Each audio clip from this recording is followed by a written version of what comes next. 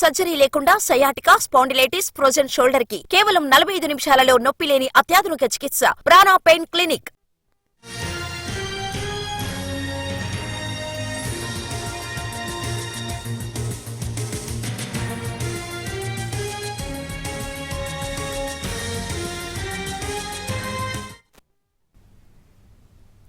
తెలంగాణ ప్రభుత్వం మరో ప్రతిష్టాత్మక పథకానికి శ్రీకారం చుట్టింది. ఎన్నికల్లో ఇచ్చినటువంటి హామీని అమలు చేసేందుకు సిద్ధమైంది.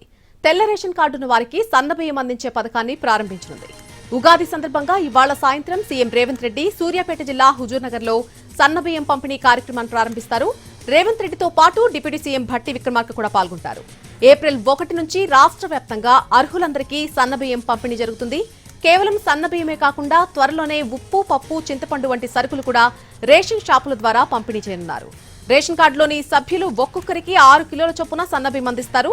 తెలంగాణ వ్యాప్తంగా 24 లక్షల మెట్రిక్ టన్నుల బియ్యం కావాలని, ఇందుకు 36 లక్షల మెట్రిక్ టన్నుల ధాన్యం అవసరమని ప్రభుత్వం అంచనా వేసింది.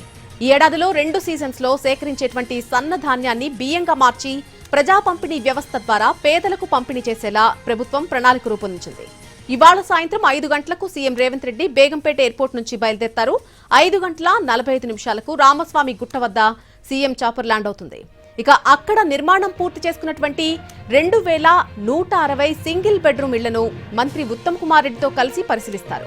అక్కడి నుంచి చాపర్లో బయలుదేరి సభా ప్రాంగణానికి చేరుకుంటారు. తెల్ల రేషన్ కార్డుదారులకు సన్నబియ్యం పంపిణీ కార్యక్రమాన్ని ప్రారంభిస్తారు. సీఎం పర్యటనతో పోలీసులు కట్టుదిట్టమైనటువంటి భద్రతను ఏర్పాటు చేశారు. సీఎం హోదాలో తొలిసారి సూర్యాపేట జిల్లాకు రేవంత్ రెడ్డి వస్తూ ఉండడంతో పర్యటనను విజయవంతం చేసేందుకు పార్టీ శ్రేణులు భారీగా ఏర్పాట్లు చేశారు.